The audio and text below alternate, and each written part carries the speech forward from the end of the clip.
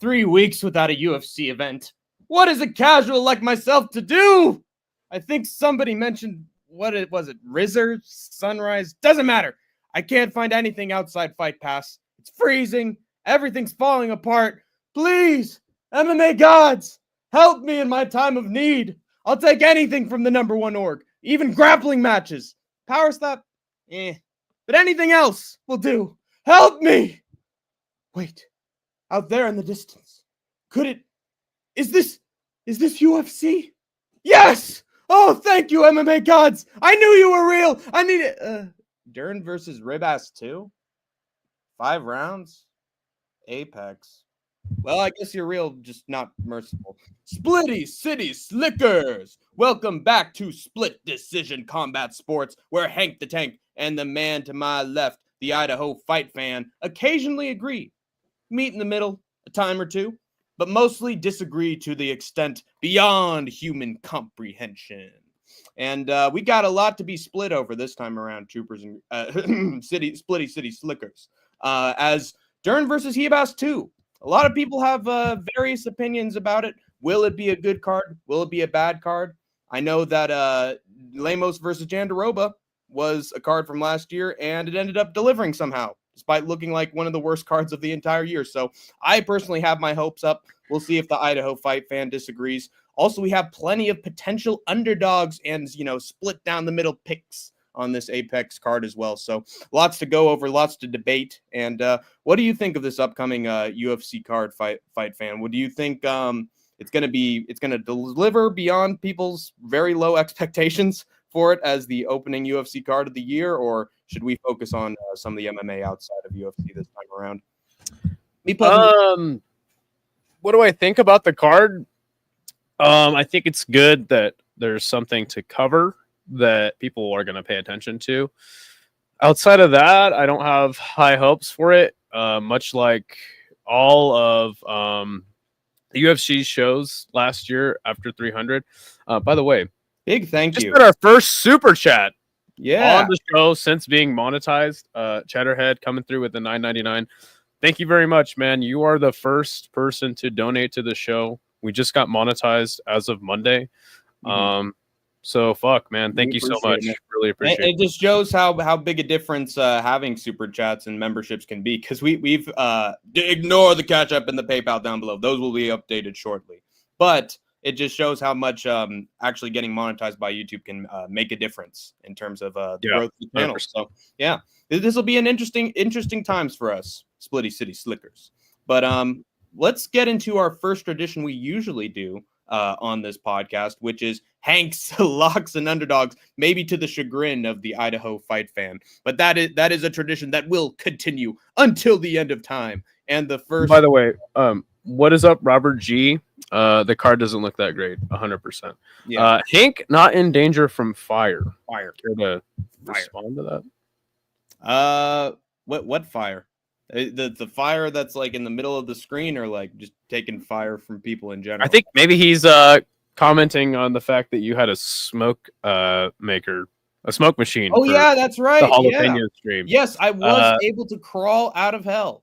It was a difficult journey. Maybe I had to get on my lederhosen, and I had to get my shovel and pickaxe and just slowly crawl my way out like I was Bruce Wayne at the end of the well. But I found my way out. Actually, that's not true. I made a deal with the devil, and let's say the ramifications of that will be met in a few weeks' time. But until then, man, I'm out. The devil was too scared of me. The ghost peppers were too afraid of me, and they just let me out free of charge. They couldn't stand me. I was like Saddam in the South Park movie. Whoa. Okay, hold on. The massive fire in Palisades. Where's that? Wow. I'm not in that specific region. Hey, thank you so much, Robert G. Getting our first Euro. I think that's wow. Thanks so much, Robert. W Dono says gray shirt as well. We made it, buddy. 100%. And good to see you, gray shirt. Yeah. New era of the show. But yeah, continue with your very long and drawn out underdogs for the regional scene. Very, very, very deliberate. I have Theo Haig by round 2 submission. I actually remember Theo Haig from when he competed at LFA 192 in Santa Cruz, which I attended last year. He submitted an intimidating, undefeated first-round knockout artist on the regionals in Dylan DeBeats. He was not Dylan DeBest at all. He beat him with relative ease, and he looks less like the Theo Haig you see on his Tapology page, you know, with the bald-ass head and, like, just no definitive facial features. And he looks actually more like Theo Vaughn in real life. He's got the full-on facial hair. He's got the mullet and everything. So look it up if you get the chance. Anyway, I think he's an excellent. He looks bald as shit. Yeah, it's crazy. This is a very, very early. And the thing with Tapology profile pics is that they just like evolve and they change in like an instant depending on whether you've won or lost your last fight, even on the regionals. So they need to update it because he's got long flowing hair and he shouldn't have that bald energy, man. Hey, Scott Young became a YouTube man. Our first member of the channel. So fantastic, dude. Thank you so much. You already got 2 super chats and a membership. So yep. I think people are just showing I didn't think it would come this fast, honestly. Yeah. I think people are just showing their appreciation for all the hard work that you and I have been given to this channel over like the months. It's almost going to be a year. Just a couple more months. I think UFC 300 was our first like recap stream. Mm-hmm. So yeah, coming up on a year, man. Yeah, it's good to be here for sure. And Cheddarhead too, dude. Thank you guys so much. And just remember, like donations, memberships. This stuff is not like you guys do not have to donate any money to the show. No. We're gonna keep doing the show regardless, but much appreciated. We appreciate it when it spend money every month to produce this show. So yeah, it is much appreciated. It will go right back into the show. So thank you guys so much. I think that Haig is an excellent grappler and damage guy on top. No diddy. While his rare L Russian opponent Abdulgaziev has lost by ground and pound TKO in back-to-back fights. So I think this is a clear showcase fight for Theo's excellent wrestling. And despite his opponent having the first name Saeed and Magomed, he will somehow not do a damn thing once he's taken down to the mat and instead get bodied and either get submitted or knocked out, whichever was Theo Von Haig chooses to. So give me him by second round sub. Easy work. And then we have Hank's big. Where is this LFA card happening? I think it's gonna be. It's not gonna be in Minnesota because that's the 200 card. Let me check actually. Maybe it's gonna be in Brazil. Okay. There it is. I can look it up right now. But I got it. It's in California. Another show in California. LFA loves them from California. Let's go. And then the next. Let's go to it, Hank. Yeah, we should. That's a good idea. Wait, unless the tickets are already sold. I mean, we'll talk about it afterwards.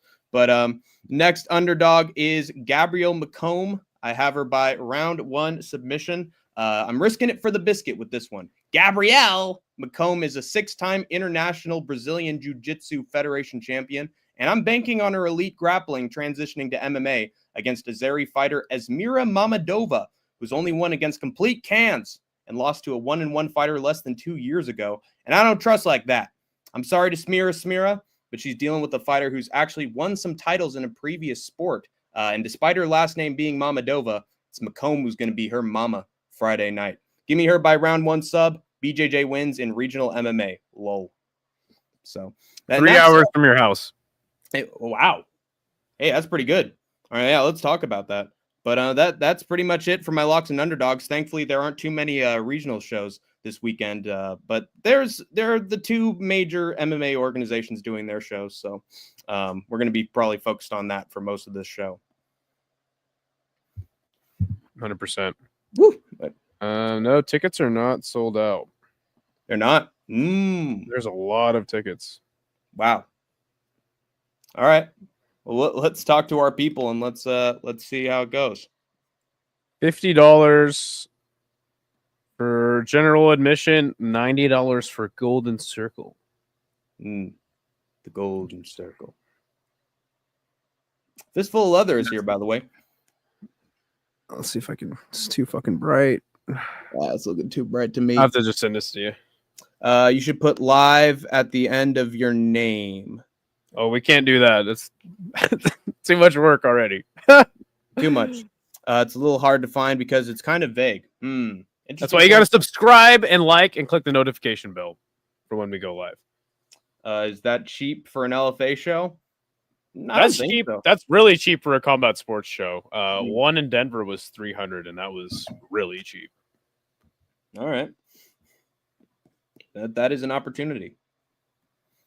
It's not. I mean, I look at the show top to bottom. It has some decent fighters on there, but I think there's a reason why the ticket prices are so low. Hey, what's going on, Granite? Good to see you, man. Yeah, subscribing like damn straight. Yes, sir. I know in the Granite. Was that it for your locks and underdogs? Yeah, it is. There aren't going to be too many regional MMA shows. You're not going to cover Hexagon? Wait, from France? No, I mean, I was considering it. If it was on Tapology, I would have done it. If it was AMC Tapology. Friday fights, I would have done it. It's on Tapology, but it's not like in the headliner part of it. Yeah. Good to see you. Good to see Useless in here. Scott says he digs the rebranding. Thank you. Appreciate it. It's been something that we've been kind of planning for a long time. So yeah, had to get it done before we got monetized. And another super chat. Our third super chat. Granite. Happy New Year. Happy New Year to you, my friend, out there in out in the 617 over there in Boston. You're the man, Bobby. Yeah, thank you so much, Bobby. Is the guy Ankalaev and Shamil in one package? What?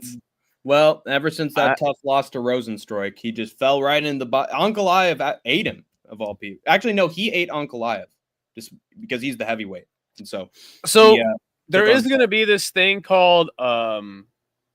I think that's actually Thursday. I was considering covering that. And then there is RFC, which is these are both kickboxing orgs. They're going to be American kickboxing orgs with some amateur fights, but a few professional fights. That sounded interesting to me. But there is going to be a Hexagon on Wednesday. I don't know if you've ever heard of Hexagon. I think it's a French MMA promotion. But yeah, that's going down. It makes sense. Another thing that's going an octagon, even it has less sides than an octagon. Right. Totally. Yeah, I'm sure that there's less things happening over there of significance as well. That's why it wasn't on Tapology. Coincide with the less sides of the cage. Small fry. But yeah, one Friday fights obviously is going to happen Friday morning. They're back as well. That's going to be, I'm sure, a fantastic card. Don't know who's on the card. There is some two brothers called the Ondash brothers. They're really good. Both of them are on the card. One of them's headlining. But one thing we will talk about is the night card that'll be happening out there in Thailand. This is one fight night 27. Tell us about some of the fights that you had picked or looked into on this card. All right, let's take a look. The first one is between Chihiro Sawada and Bo Mang. It seems like Sawada is a very solid grappler. Like I believe there was number 10 pound for pound Asia Southeast. I think she's like number 1 in Japan. No, that's it. That might be Seika Izawa, but I know that Sawada is a solid. Of course, that's Seika Izawa. What are you talking about? It has to be Seika. We're not in the same division. Meanwhile, Bo Mang, she's been losing in fights to some grapplers. So I feel like this is a mismatch. Styles make fights. Wrestler versus striker. Classic. The wrestler is just going to keep the striker down for long enough to win it. So I see it as an outpointing contest. I wouldn't be surprised if I saw a submission from Chihiro Sawada here as well, but I don't know. It's been a little while since she's found a submission. Let me look at my at the previous. While you do that, Granite says all is awesome. Turned 54 today, dude. Hey, Granite, happy birthday! Happy birthday, man. Known you for a couple of years now. It's been awesome watching fights with you. Definitely one of the most passionate fight fans that I know personally is in the Granite 617. So no doubt. Happy birthday, my friend. Cheers to some more years. Chihiro Sawada. Actually, you know what? Hold on. Oh, here we go. Big special announcement from the Skatesman. Happy birthday. What do you think of UFC 311 so far? It's looking like a super card, but the main event... There is no Skatesman. He's dead. Yes, the fight fan. Hey, Granite. He's not skate. Oh. He's fight. Right here, buddy. Right here. For you. All right. Ooh, sour. Sour alcohol. My favorite drink Any during the winter.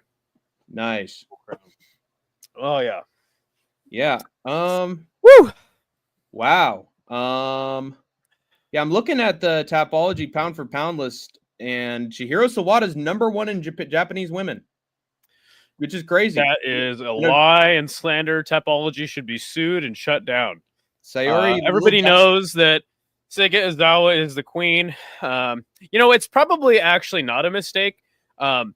She's probably #1 pound for pound in Japan. But Seika Izawa, everybody knows #1 pound for pound, probably in the entire world, above John Jones, above Islam. Right. So yeah, that's probably correct. Yeah, she's in last place, but it's in a bizarre world where she would be #1 otherwise. But it's just an error, I'm sure. No, she's actually just pound for pound #1 in the world. Seika Izawa, #1 fighter in the world.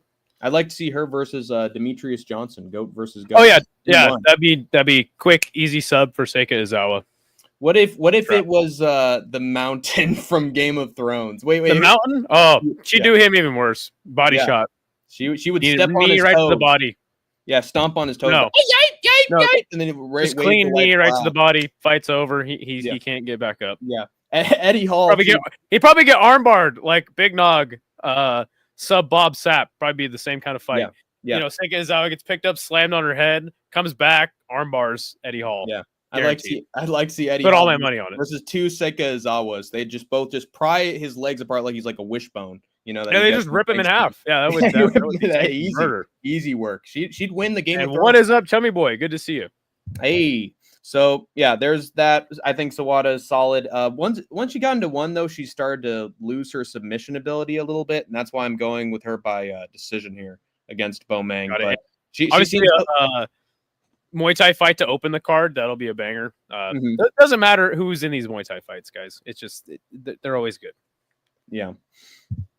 And then this one's so weird because a lot of people are considering this guy Timofey Natsukin to get the upset win over Kanyarte.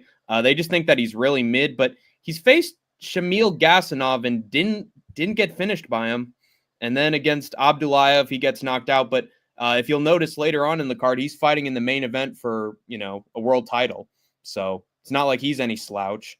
I know that Aaron hasn't had a win in one, and technically Timofey had, but Timofey's last win was 4 years and 1 month ago.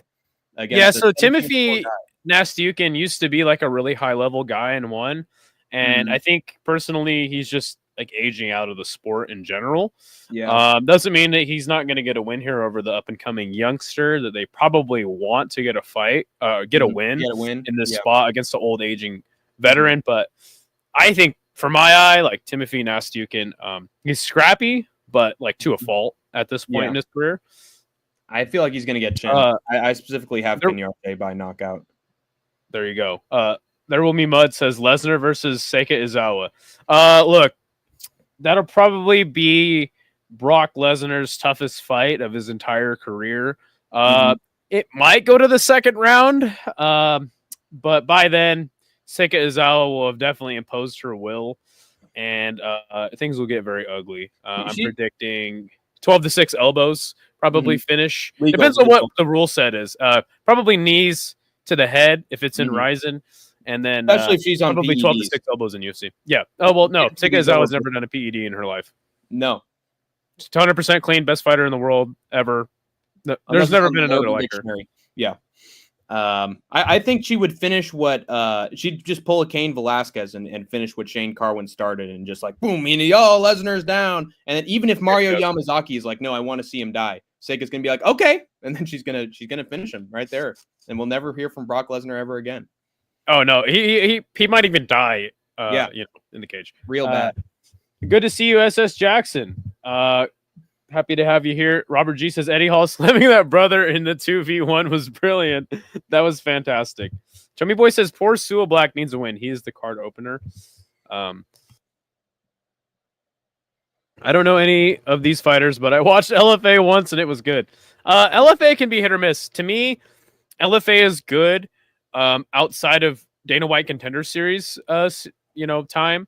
So yeah, this is definitely the time to be watching some regional shows, in my opinion. Crawford gives Canelo a boxing lesson, says in the Granite 617. Yeah, she's gonna. I think he's trolling me. He's gonna humble him. We've gone back and forth over that a lot, but yeah. it doesn't seem like Turkey LSU is going to it. make that fight happen. I think he legitimately believes that. Lesnar's daughter. So what about Seika Izawa versus a dozen tanks? Now, if we're talking Hank the Tank, she demolishes all 12 at the same time. What if I get down on my knees and ask her to marry me? Yeah, even worse for you, because then grounded knee would come up. Yeah, she'd shove the diamond ring down my throat until I choked. But if we're talking like actual army tanks, obviously it depends on if it's an Abrams, if it's what kind of tank it is. I predict Saving Private Ryan. As long as Seika Izawa has a pistol, she can shoot into that little cover there. All the tanks explode, and Seika Izawa 10-6. Seika Izawa used to make mines during whatever war Japan has had that's not World War II. So there you go. Yeah, no, she beat up Chuck Norris. Do I need to say anything else? Yeah. No, that was a different movie. Oh, brother. But shit. Everything. Okay, so how about Tatsumitsu Wada versus Sanzar? Oh my gosh, Zakira. Yeah. Nothing. I have Zakirov to win. I was initially gonna pick him by finish just because he got a standing TKO against a 12-3 last fight. 0-0. That's not great. Yeah, he's been beating a bunch of guys. Well, to be fair, 9-1 ground and pound knockout. That was only a year ago. 6-0 knocks him out. I would pick him by finish, but Wada's never been finished. Never been finished at the highest level.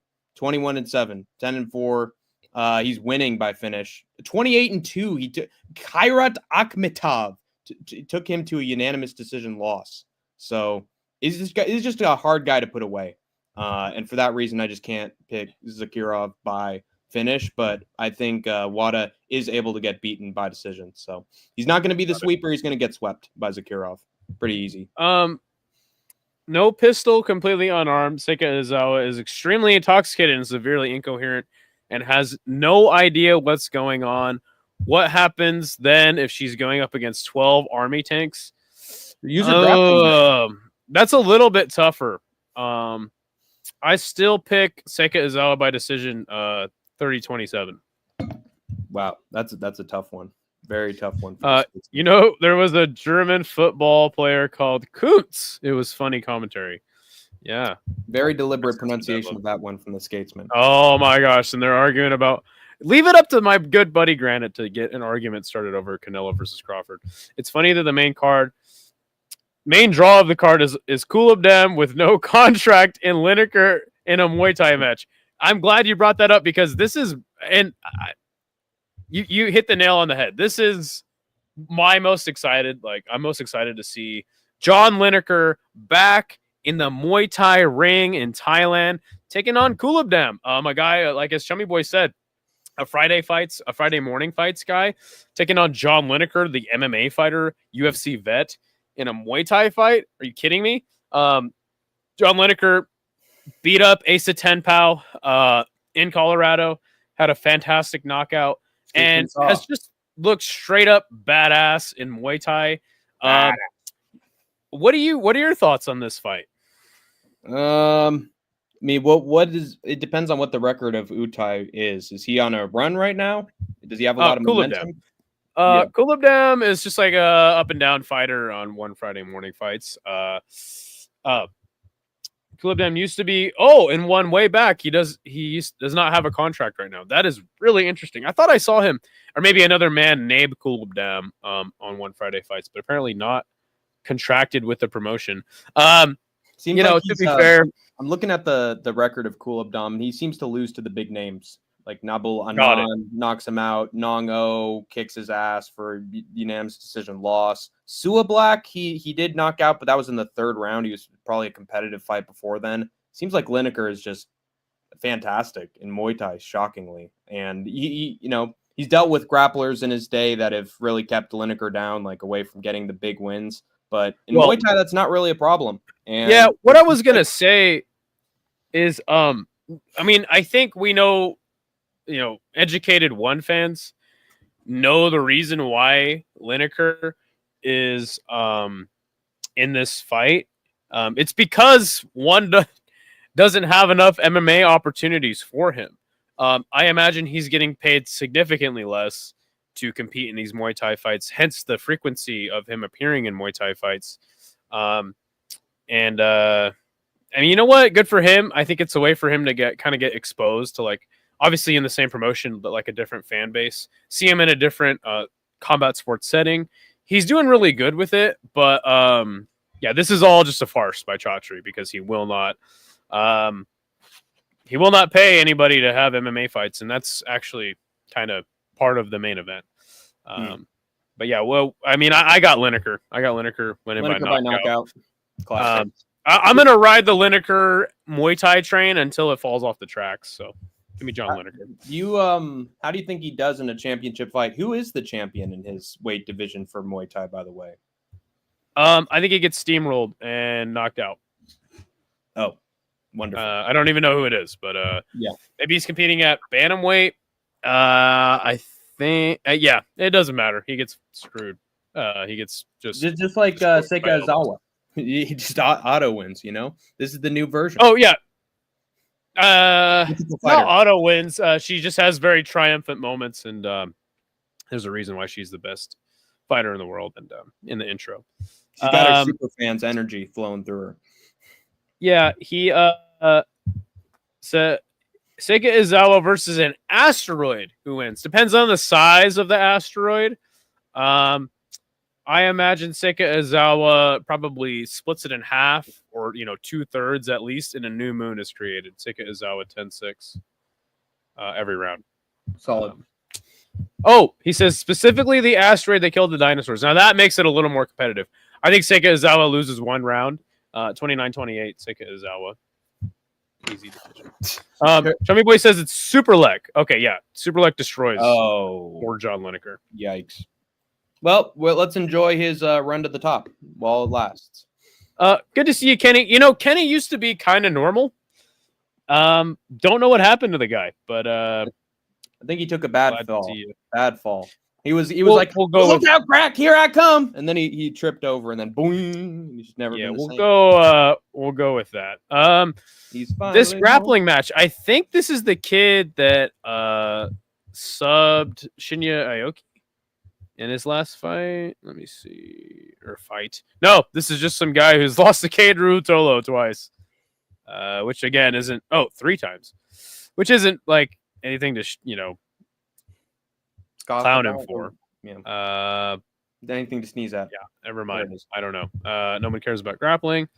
Rambo Lek and 2 Muay Thai fights in a row. Luke Lasay, the chef. There's a good interview with him over on Rush Hour. Go check that out. It might even actually be on Combat Sports today. But yeah, go check that interview out. Luke Lasay. Is he always going to win? Is he as good as like somebody like Seika Izawa? No, not even close. Nobody can be. But he's very entertaining, nonetheless. Did you make a pick on this fight here, Denise versus this woman? Yeah, I picked Denise by decision against Onya Rizonia. I'm doing so because she's been out of the sport, I believe, 2 years.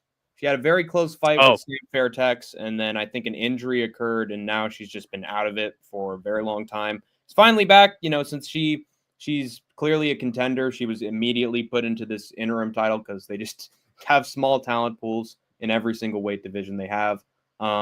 Especially for MMA.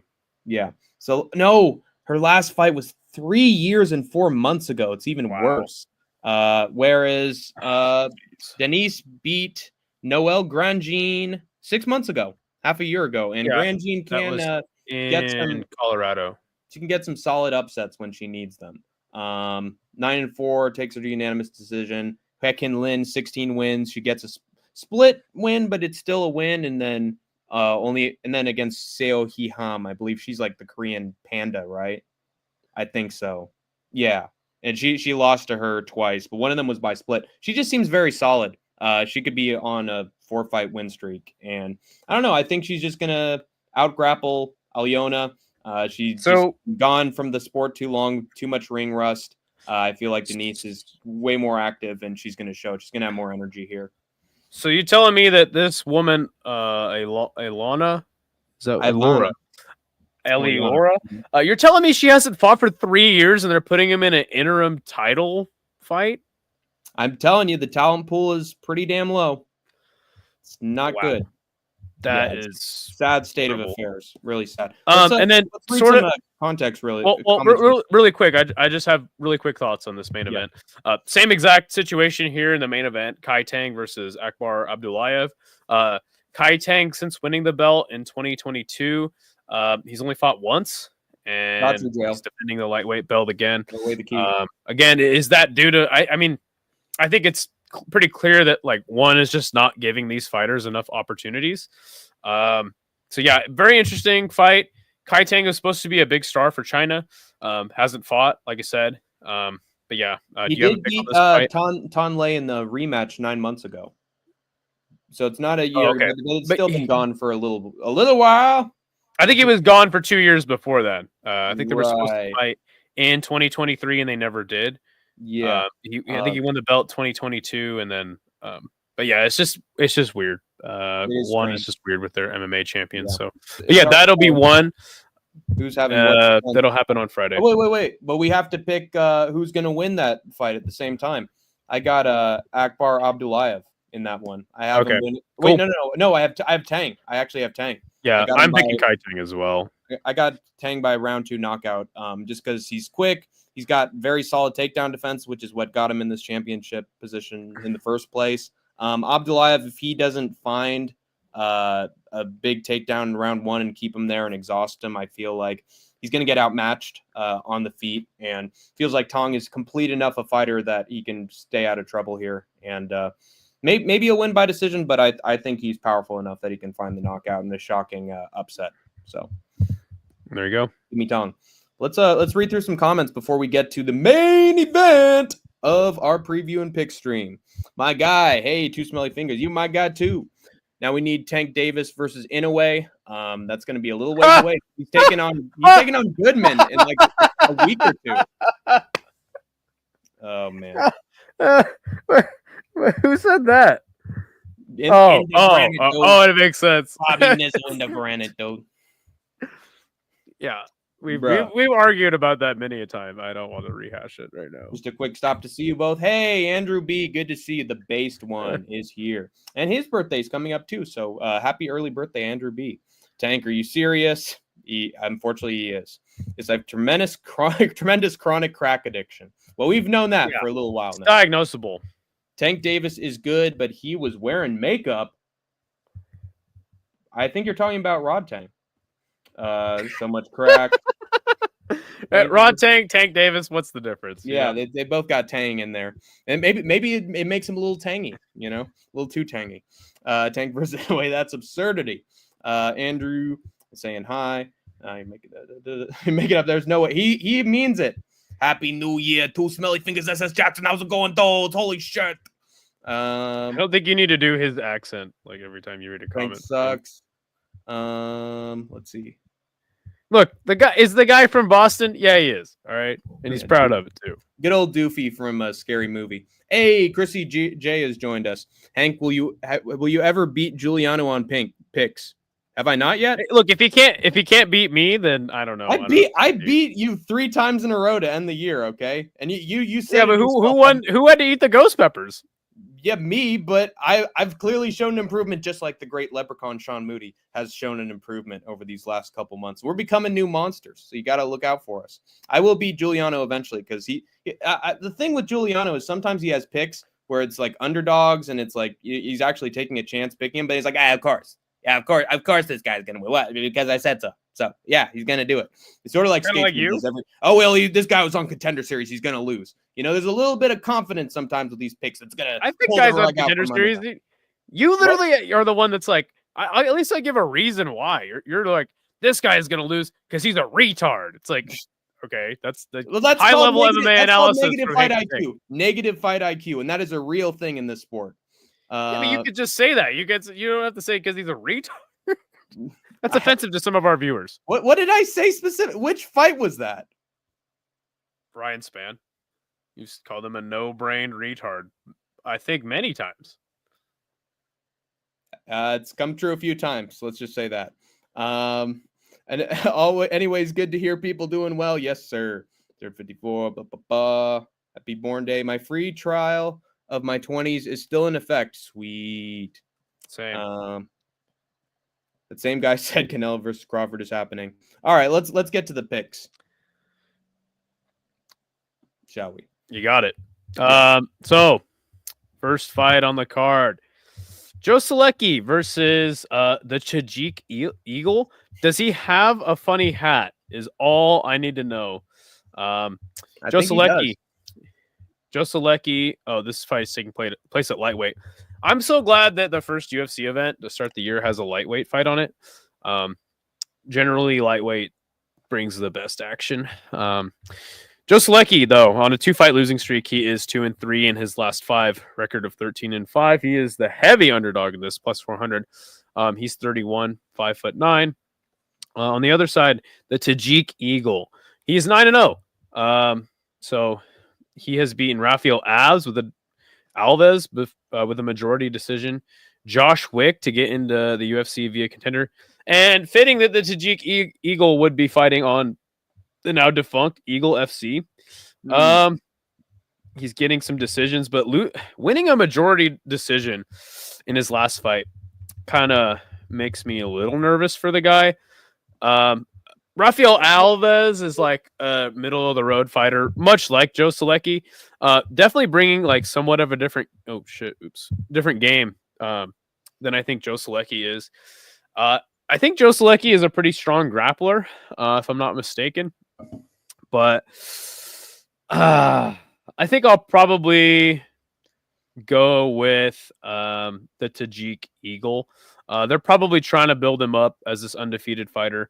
Again, winning a majority decision against Alves isn't very impressive. For that reason, I'm going to fade him as far as the finish is concerned. Go the safe route and pick him by decision. What about you? Yeah, I'm going with Aliyev by decision as well. Nurullo Aliyev, or the Tajik Eagle, has apparently been given his nickname for looking and fighting just like Khabib, with his trimmed beard and wrestle-heavy style.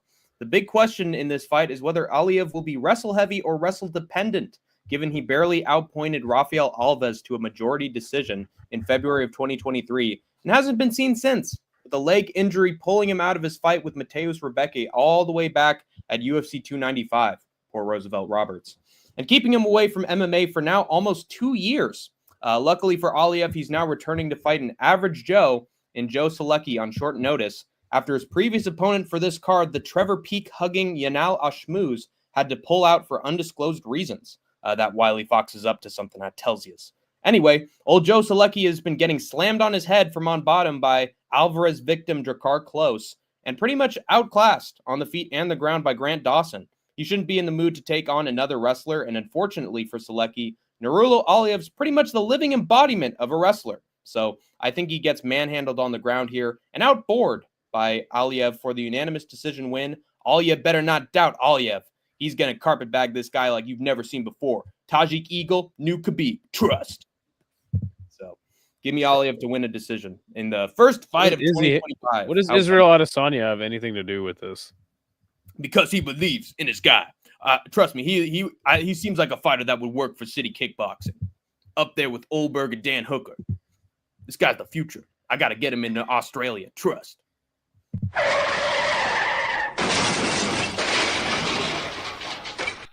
Well, you're not going to have a co-host very long if you keep putting me in these car accidents. Yeah, that's true. What, is Joe Selecki not a strong grappler? Was I wrong about that? I mean, he is, but against guys who are even stronger grapplers than him, Grant Dawson put on a really good performance against him. Was dominating on the ground. I'm one of the few people that actually thinks Grant Dawson is like really good. Yeah. And I'm not saying that's bad that he was dominated by Grant Dawson. I'm just saying that against a wrestler whose main base is taking people down and beating him up, that's exactly what Grant Dawson did. And that's what Aliyev does. So I just think Gotcha. it's a bad matchup for him. Cool. Hank is jealous. Hank is jealous of Dagestan fighters. No, I think it's MMA. actually just the opposite, and Anakin MMA just glazes Dagestan fighters whenever he finds the I opportunity. mean, the guy's not from Dagestan. It's like, I know it's sad. You guys are aware that like you can be from Kazakhstan. Yeah, and I don't know why Anakin even said Dagestan. I don't know. It's Anakin's fault for this one. Why is he assuming that this guy's from Dagestan? No, that's fair. But I'm just, I mean, just more generally, it's like just because the guy like has a IEF or last EF name, or yeah. OEV in his last name, that doesn't mean that he's Hey, from work Dagestan. harder, Anakin. When it's an actual Dagestani, then you can have a point. But the next fight is a strawweight match: Victoria Dudikova versus Fatima Klein. Victoria Dudikova was undefeated until her last fight, which she lost a split decision to Sam Hughes of all people. Actually, kind of got bullied. I don't even know why that was a split. Fatima Klein, or sorry, she is the huge underdog, plus 615 in this fight. She is 25, 5'5". Fatima Klein was undefeated until her last fight as well against Jasmine Jasavicius, where I'm sure she just got completely out-grappled. I think she was a late notice replacement as well for that fight. Correct me if I'm wrong. She is 5'6". Are you surprised at the line in this fight? yeah, that seems to be a problem for a lot of pickers with this one. They're like, oh, you're not going to make any money on Klein if you put her in a lock or if you have her as a favorite. It's not worth anything because she's too big a favorite. Some people are just putting money on Dudikova. Like, why not just bet the underdog? It's way too heavy a favorite, and there's a chance that Dudikova could win. But I mean, this is a preview and picks channel, not a preview and betting advice channel. Well, I think that it's important to like just mention the line and talk about the line. It's insane. It's insane. Especially since and also like I do give people somewhat betting advice. Like, hey, you know what? It is worth throwing the $5 or whatever is your unit on Dudikova because of that line before it changes inevitably throughout the week. The one thing for Dudikova, she has not shown me anything to really be super impressed by, even in her wins in the UFC. But Fatima Klein did struggle with Jasmine Jasavicius in her last fight, obviously losing that one. But it was because of the wrestling and the grappling, and that's pretty much what Dudikova is going to want to do, just lay on this woman. So there is a chance that she gets it done in that fashion. But for my money, or my picks at least, I'm going to go with Klein. I'm going to go with her by decision. But I don't know. I mean, this chick sneaky like has some hands. She has decent striking, even though she's training out of a Brazilian Jiu-Jitsu gym. But yeah, give me Fatima Klein. Decision. Listen, if Skatesman could bet on a draw in this one, he would, but just not the time right now. Hey, listen. There is usually quite a few draws in MMA every year. And last year, there was no main event draws in the UFC. So, yikes. Just telling you. There's going to be more than usual. Yeah, not good. Cursed year that was 2024. And I think another big reason why Fatima Klein is such a heavy favorite here, she's going down a weight division. This is at straw weight instead of flyweight. So people think that it's going to be. Makes sense that she fought Jazzy up a weight class on notice. This is her. She's a natural straw weight. Yeah. Still outside this fight though. I got Fatima Klein by decision. After her tough loss to Jasmine Jasudavicius at flyweight last year, you might think that Klein is already in a state of decline going into this fight with Victoria Dudikova. But I say no, Splitty City Slickers. In fact, I think her MMA career is having a major incline moving down to strawweight here. She was too small for a women's flyweight to deal with the strength and size of the vicious one. Whereas in this bout with Dudikova, she'll be the one with the size and grappling advantage, as Victoria was assigned the moniker Bloody Butt after being taken down over and over again by Jinyu Frey, and I'd assume further soiled soon after she was handled on the ground, by Sam Hughes. Fatima's superior BJJ and solid striking should be enough to neutralize whatever Dudikova throws her way. And given that Dudikova begins to wear out around the second and third rounds, I actually think Klein is live to sub her in round 3. I don't think she's resilient enough to be on her back against Klein for 3 rounds without getting subbed at some point. Vic's in trouble, dude, as the archangel Fatima Klein's making her see the light Saturday night in the Apex. Hooray. Oh wait, I had her by decision. Let me switch that. There you go. Okay, she's gonna sub her. Yeah, I think she is. Got you. He says Dudikova W, and he claims she won her last fight. She did not. She got bullied by Sam Hughes, from what I remember. But my memory is terrible. I did smoke a lot of weed in my lifetime. So, but yeah, officially it goes down as a loss. I really hope Anakin MMA changes his profile picture at some point because this is getting ridiculous. Who is it? Split decision. Who is his? Oh, it's Mobzar Evloev. Oh, your favorite fighter. Yeah. The next fight is a light heavyweight match, which I think is going to be probably pretty terrible. It is Magomed Gadziasulev. We know who Anakin MMA is picking.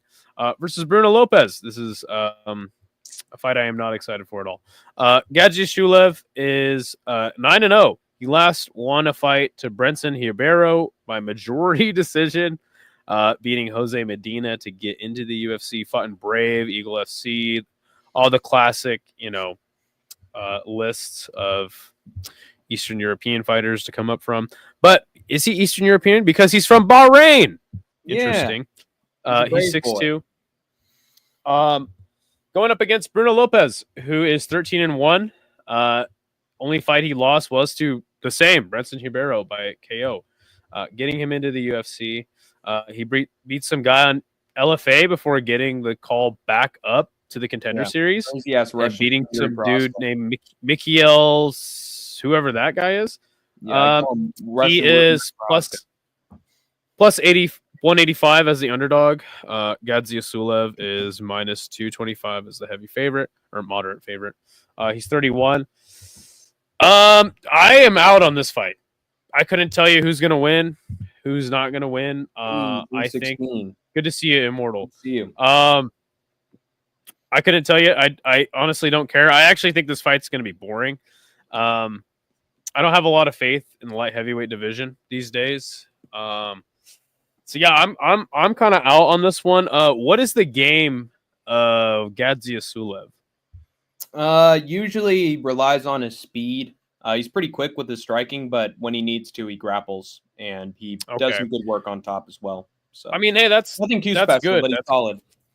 That's good because it seems like this Bruno Lopez guy, much like other Bruno Lopez's we've seen in the UFC, by the way, Brazil, you got to get some more last names. Just start making some last names up, like Cheesecake,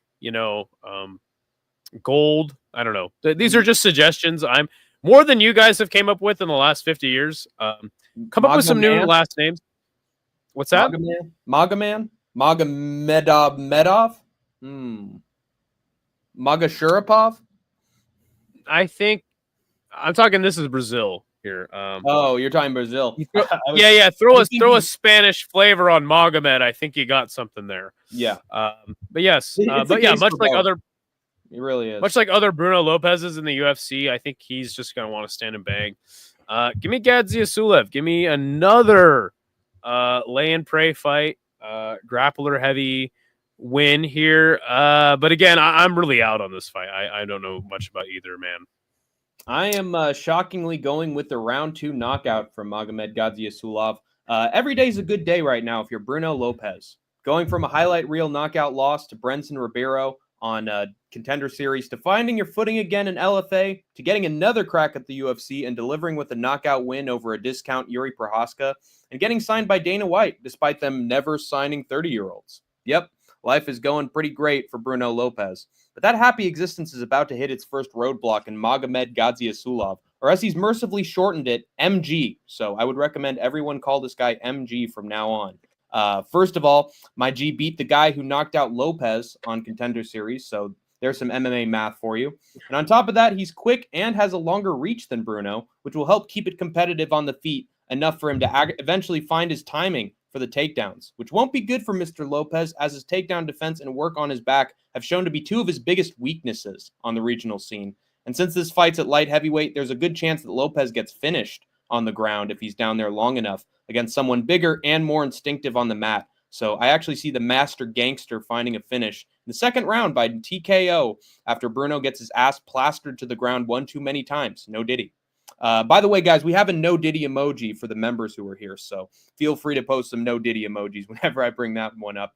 Poor guy's MMA royalty with that. Oh, we got another super chat from Immortal, dude. Thank you so much. $1 I don't know what currency that. What is that? Pretty sure that's Canadian dollars. Oh, fantastic, dude. Thank you so much. You're the man. Yeah. $13.99. I appreciate that, man. And again, you guys don't have to donate any money. We're gonna keep doing the show regardless. But fantastic, dude. This is our fourth super chat on our first stream back. So I remember fantastic. That 316 Immortal promised, hey, oh man, why isn't there, a super chat option in here? It's like, well, we got to wait until we're monetized. Like, okay, dude, well, get monetized then. Come on, man. So he's been itching for it for a little while now. So he is a loyal fan of Split Decision. Man of his word. Good guy. But anyway, this poor guy is MMA royalty with that Lopez last name. He could have been a Diego, but it's just too bad that he's got that Bruno at the start to weigh him down. So I got Magomed to destroy him. Round 2 knockout. There you go. The next fight will be a flyweight match. Anesta Karakati versus Nicole Kalilari. Karakati is 5-1 from Lithuania. She is a moderate favorite at -275. There is a draw hidden in there. And Hexagon of all places. Hexagon veteran. She is. Yay. She did lose her UFC debut to Dione Barboza. She's 26. 5'9". Nicole Kalilari on the other end on a 4-fight win streak. Again, not beating anybody of note. Fighting in Fight Music Show. What the heck? Wow! It's what fights, is that? It's music, and it's just a show. Overall, it's a big show. She's from Curitiba. She is a +220 moderate dog. 28. 5'3". Even though Ernesto did lose a decision in her last fight, from what I remember of her, she is a pretty decent fighter on the feet. I think that's right. I think she was like a kickboxer before she went over into MMA. But look at this, though. A draw, a split decision, a split decision, a split decision to get into the UFC, and a unanimous decision loss. On the other hand, this girl, Kalilari has been finishing chicks on the regional scene. Ooh, this might be a sneaky one. Low key, it seems like if Ernesta this seems like a classic striker versus grappler match. Seems like if Nicole can take her down and keep her there, she'll get a sub. So yeah, I guess it's. Do you believe in the decisioning ability of Ernesta or the submission ability of Kalilari? I think I'm gonna wait for Hank to make his decision before I make mine. Yeah, I'm going with Kalilari to get the round 1 sub. Hank's first big underdog on this card. Nicole Kalilari impressed a lot of doubters when she latched in an armbar against the Canadian old crafty vet Karine Laframboise to win her Contender Series debut and enter the UFC. A lot of folks, including me, were counting her out, but she pretty much dominated in the takedowns and the BJJ, which was her assumed method of victory. She didn't let the few faithfuls picking her down. Now she's going up against Ernesta Karakati, who, despite being heavy-handed, looked pretty pillow-fisted against Dione Barboza, who withstood most of her offense and got her down in key moments when she needed to. God, there are a lot of grapplers and wrestlers on this card, aren't there? No wonder this is in the Apex, especially the prelims. Anyway. It's in the Apex? Shit. Yep. Karakati's lack of takedown defense and inability to get a knockout since 2019 seriously changed the nickname Ernesta. I think is going to cost her here against Nicole, who's going to find the takedown when she needs to, just like Dione Barboza, if not easier. And then with her tentacle squeezing on either the carotid artery or one of her arms, Kalilari is going to shockingly find the submission in the very first round. And Ernesta's going back to the regionals, folks. Maybe there she'll be heavy-handed once more. We can only hope. But yeah, maybe then Hank can cover her hexagon re-debut. Yes. Yeah, I think I'm gonna go safe and go by decision. It seems like Dione Barboza has the same game. I'm sure that Ernesta being young, working on some things probably has been working a little bit on the grappling aspect. But yeah, I'm going to go safe, go Caligari by decision. The Idaho FightFan way. The next fight is Preston Parsons versus Jacob Smith. This will be at 170. Preston pressure Parsons. 11-5. He is up and down. He is 2-3 in his last 5. He's fighting out of Jacksonville Beach, Florida. He's 29, 5'11". On the other end, you got Jacob Smith, a 9-0 undefeated fighter. Just getting into the UFC 3 months ago with a knockout win on Contender Series. Definitely a decent matchup, at least on paper. Similar height, on paper, similar age on these guys. Jacob Smith seems to be like just a all-around kickboxer dude. There is no visible line, at least that Tapology has in this fight. It's on short notice, literally like a couple days' notice. Oh, really? Who is the one stepping in on short notice? Jacoby Smith. Okay. It's probably Jacob. I don't think any sane person would call themselves Jacoby. Jacob Smith. But, yeah. Interesting that he is coming in on really short notice. Glad that you told me that. Man, I mean, obviously, Preston Parsons, I believe we've seen him get chinned before. Yeah, Daniel Rodriguez chinned him. Won a splitty over Trevin Giles. Hasn't just all decisions since then. I remember Preston Parsons being really bad.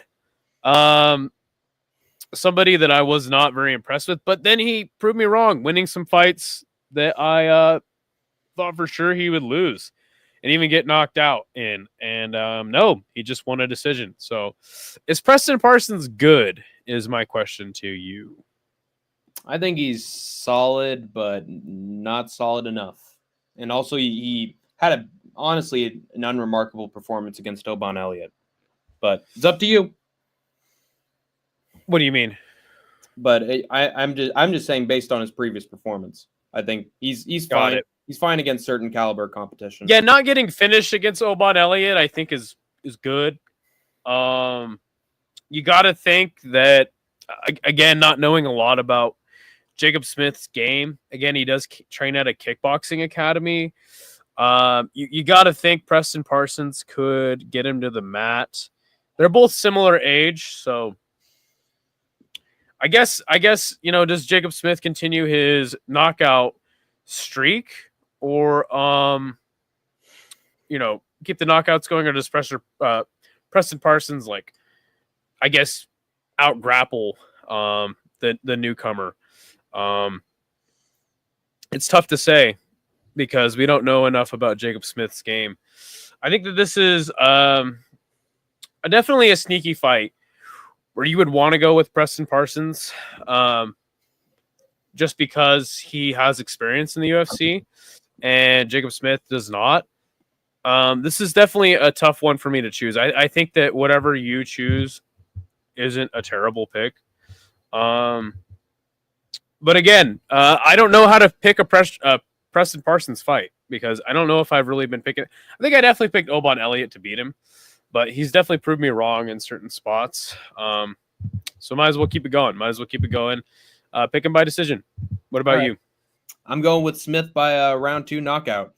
Even on short-ass notice, I'm going with Jacob Smith. His Contender Series debut was too impressive. What can I say? He absolutely bodied Christian Savoy. Oh, Canada. Poor Contender Series Canadians. Canada. Not Canada for long, mind you. Trump's going to annex. Taking him down at whim and then just beating the absolute crap out of him on top until the fight was thankfully stopped. And he was doing that in his last couple fights before that one too. Smith is looking pretty complete everywhere and seems like a prospect the UFC's welterweight division might be concerned about, unless your name is Preston Parsons, of course. But then again, maybe he's at a point where he'll just fight any short notice replacement the UFC offers him with all that training. I don't know if he's brave or stupid with this choice. Probably the latter. Another case of please abandon your nickname. It's not aging well. Despite being Preston Pressure Parsons, he's been out-pressured by everyone he's lost to, including Oban Elliott, Trevin Giles, and even D-Rod. Ouch. Now he's up against pretty much the ultimate pressure machine in Jacob Smith, And just like against Elliott, he won't be able to stop the wrestling of Jacob Smith, who's going to keep him down on the ground and eventually flatten him out. He's a wrestler? What? He's a wrestler? Yeah, Jacob Smith is a wrestler. Oh. That's weird because it says he trains out of American Kickboxing Academy. Yeah, but there's been a bunch of grapplers that have come out of that. And all his fights, all his last 3 wins have been by knockout. Yeah, but he looked like Daniel Cormier was giving him props after his last fight. So that wow. Daniel Cormier only rewards wrestling. He only validates. That's so true. So, that's what he's there for. He's gonna keep Preston down on the ground and eventually flatten him out for some vicious ground and pound until he quits. No diddy. The only chance Jacob has of losing is going the way of the Jacobins and having his head knocked off for a Preston Parsons KO. But come on, I don't think that's anyone possible. Really see that happening. I'll give Parsons a little credit and say that Smith finishes him in round 2. And hopefully during the post-fight interview, the camera can zoom in on Smith so we can finally know what that other chest tattoo on his left side says. I still don't know what it says. Well, Reese, if Daniel Cormier is big upping you, I think that should count for something. But a lot of the times it's because Daniel Cormier has trained with these particular fighters. But I think that you've swayed me. I didn't know that he was a wrestler.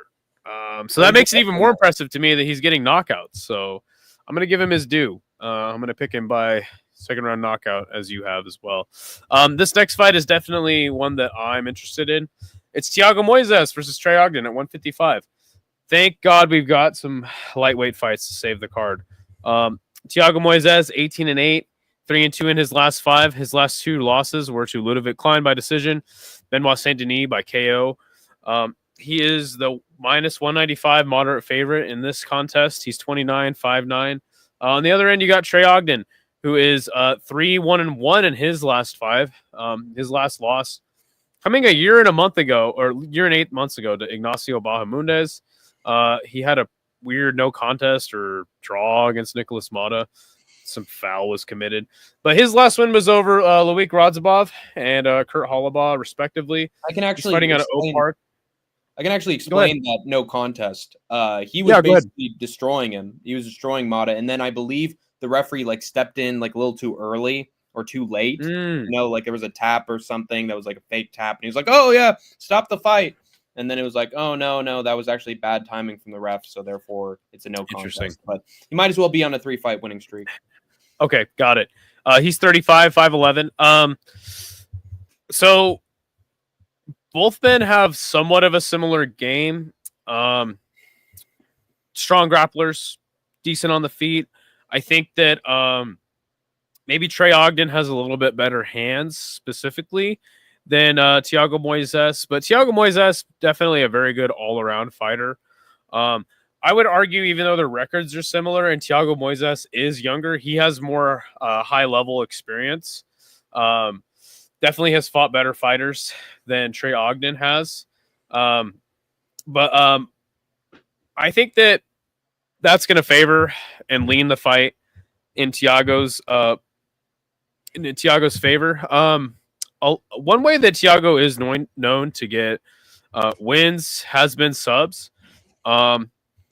And the occasional KO. But for me, I think I'm going to give Trey Ogden some respect in this fight. I'm actually going to pick Thiago to get it done, but I am going to predict that Trey Ogden does win at least a round in there. I think it'll be a pretty close fight. Give me Thiago Moises by decision. Yeah, looking at Anakin MMA's comment, he's clearly found a Daggy connection here for why he's making this pick. Moises W fought the almighty Islam, so therefore he's goated, man. Did take him to the 4th round. Wow, that was a main event. I didn't know that happened, but apparently it did. But I'm still going with Trey Ogden. I have Ogden by decision. Trey Ogden's pretty damn underrated. I finally came around to him and am picking him for once in a UFC fight against Thiago Moises, who hasn't won a real fight in almost 2 years, over 3 fights. And that includes his complete burial of regional nobody, Mitch Ramirez, who we've never heard from again in any MMA organization.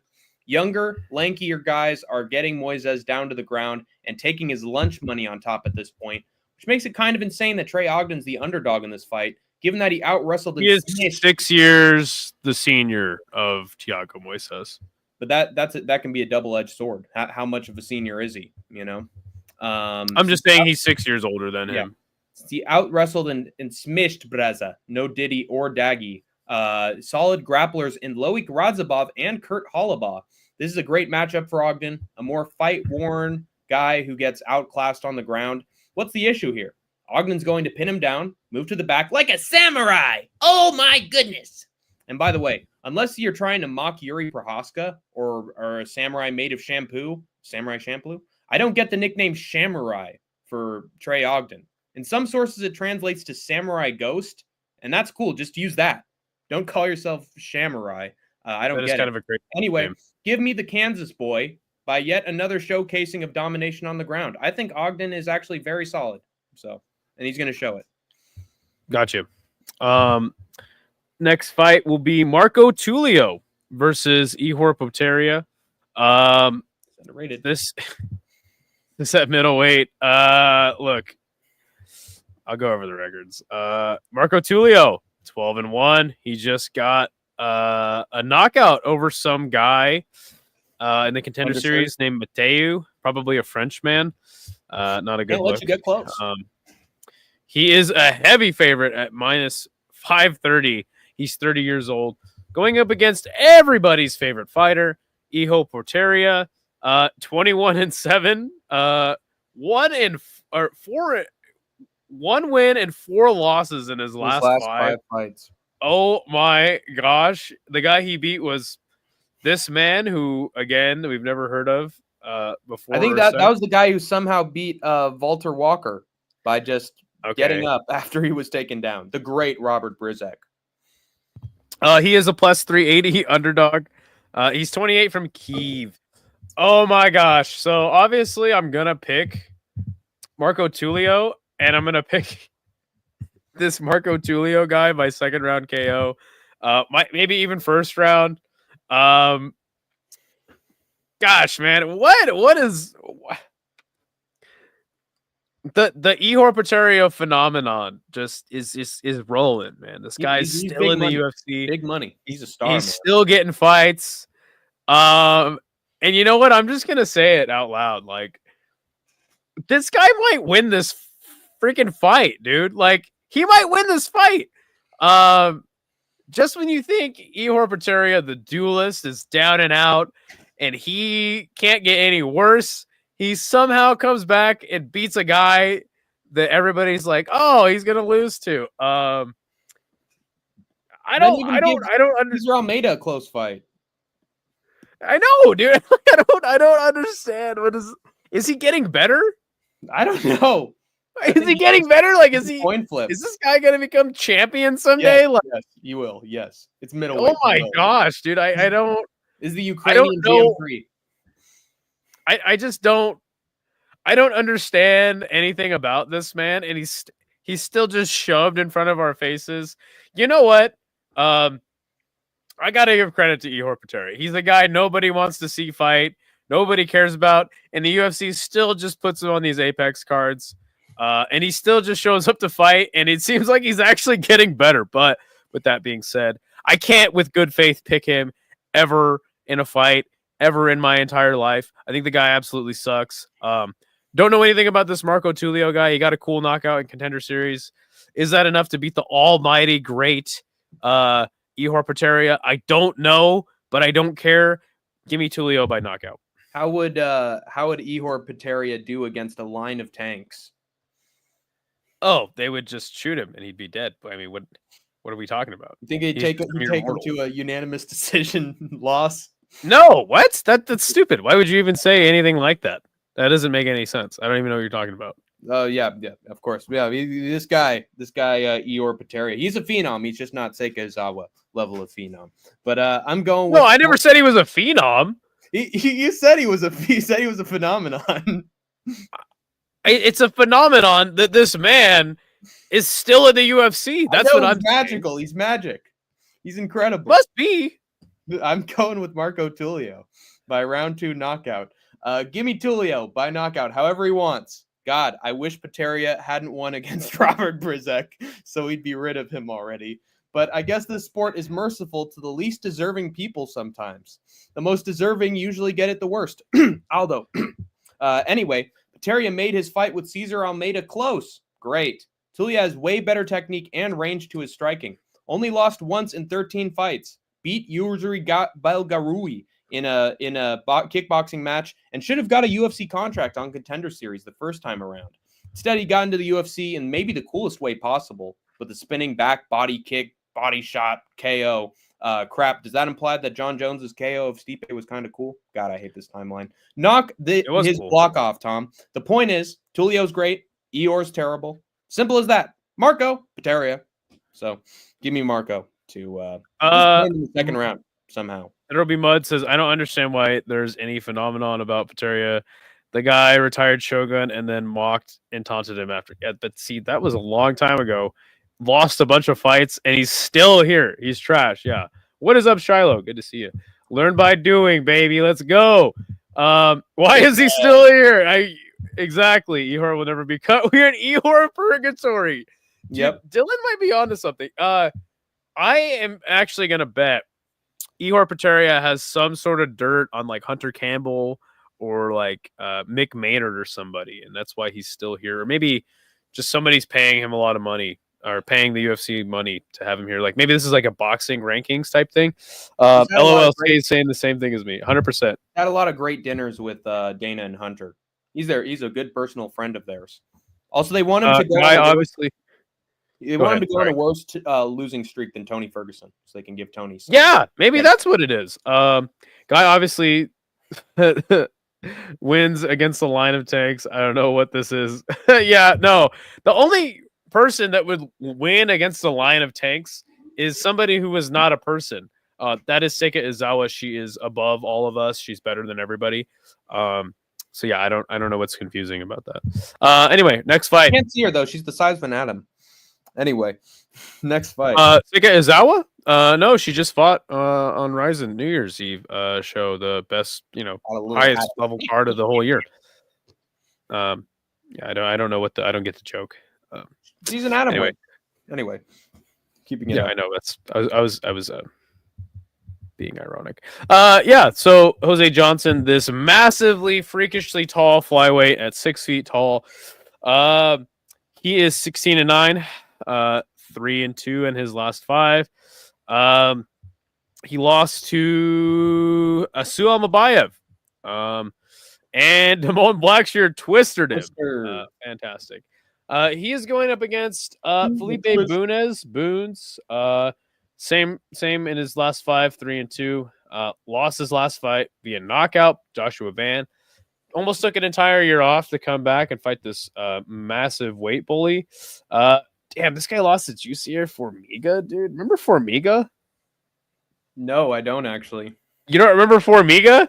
Dude, Formiga was pretty damn good. That's in the UFC and LFA. Where? Oh, in the UFC, Juicier Formiga. He actually fought Davison Figueiredo for the title, I think. Good old days. Yeah, Tank just crapping all over. Poor old Juicier Formiga. I've never seen any highlights of him, and he's been ancient as the Stone Age, and was when Figueiredo was champion. So, I mean, I think he fought in 2020 or like 2019. I wouldn't recall. Anyway, yeah, we know. Casual. No, I'm just kidding. So Jose Johnson, decent fighter, I guess. Definitely has an issue when it comes to the grappling. It looks like Booness. Oh gosh, this guy was an LFA ACA guy, and then just came into the UFC to get fed to Josh Van. Definitely gonna pick Jose Johnson in this contest. Is he gonna win by knockout? Oh gosh, I'm gonna say no. I'm gonna say he wins by decision. Honestly, it's really just the weight bully nature of Jose Johnson and the age. You know what I'm saying? This guy coming in on from LFA, getting brought into the UFC to get knocked out. Yeah, give me Jose Johnson, the massive weight bully man. to get this one done over the older flyweight. Yeah, I think that's good advice from Idaho Skatesman. I got Jose Johnson by decision as well. Can't believe I'm picking Jose Johnson again in a fight, but he just has too many physical advantages in height and reach for those not to make a difference here against Felipe Boons, who over the span of 3 rounds got worn out and TKO'd by the technical atomweight Joshua Peter Van, of all people. Now I get it. Joshua Van is a rising flyweight contender who's a tough matchup for anybody, but if Van, who rarely finds a finish, is TKOing you in the later rounds, then what is a 6-foot-tall featherweight-built athlete going to do? I'm picking Felipe. I'm thinking that Felipe gets pieced up at range and smothered on the mat over 3 rounds by Johnson. Maybe even sub towards the end of the fight, but I'll play it safe and say he wins by decision. The lone wolf is picking his Van prey clean Saturday night, baby. No trust? No, we're going to find out Saturday night, baby. Okay, Formiga was like a Fox era flyweight fighter, and he was okay. Yeah, he had some good fights. That's why I'm not going to remember him. There are thousands and thousands of fighters who enter and exit the UFC. Gosh, dude, Hank not in a good mood today. I just don't like Formiga. I just don't care. Got it. Much like you cover all these regional shows, and then like I'm like, hey, Formiga, he was a decent fighter. You're like, screw that guy. I don't want to hear anything about him. Got it. I will never make sure. I'll make sure to never bring up that man ever again. Yeah. Lips are sealed. Last He's time. thrown away. I'm sorry. Next fight is Punahele Soriano versus Uros Medic at 170.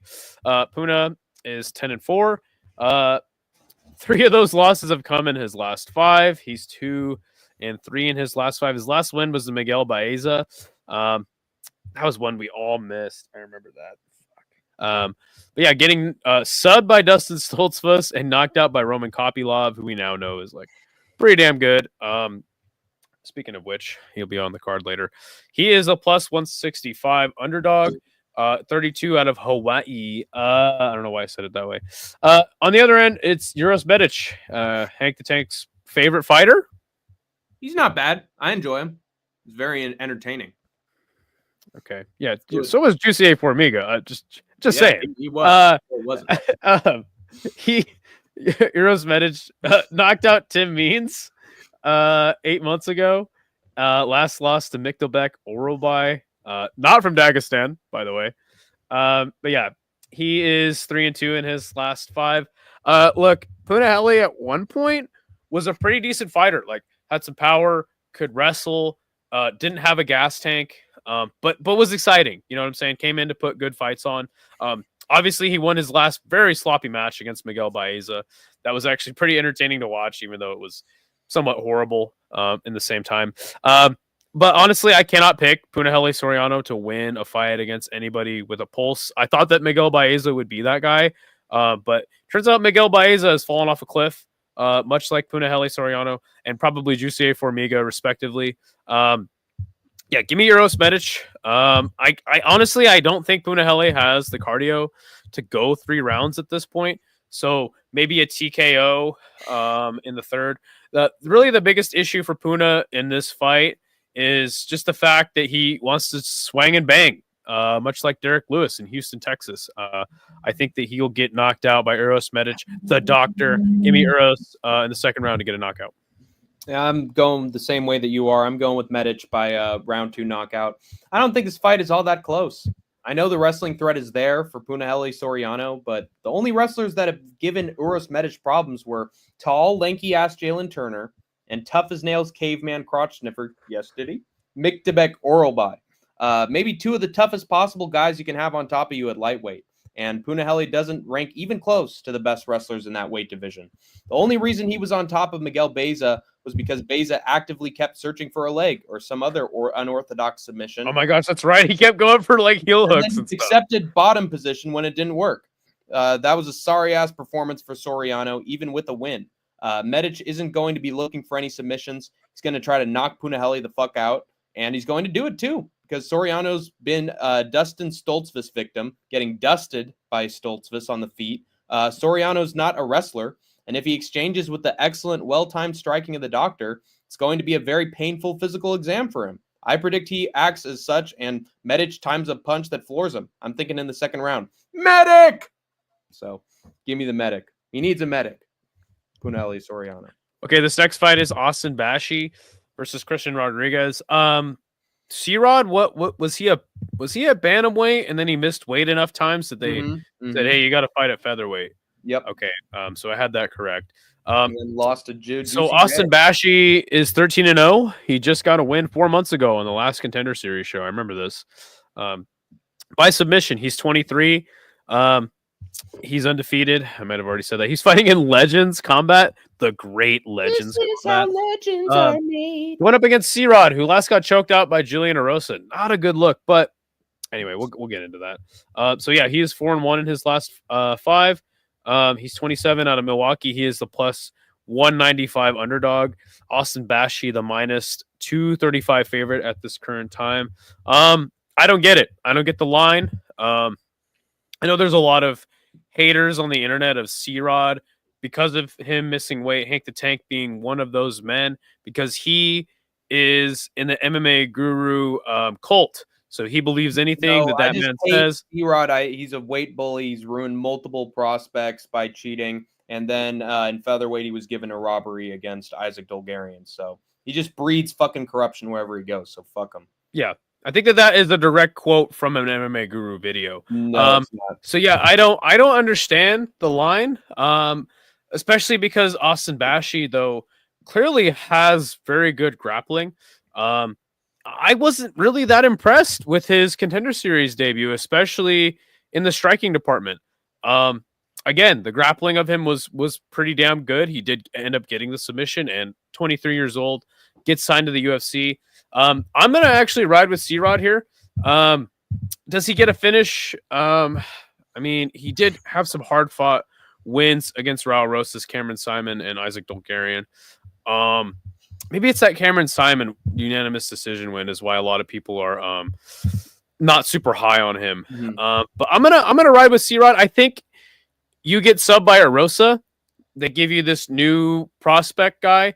You're a young guy yourself, and you lose this fight. I think then it's time to finally write off the C-Rod experiment.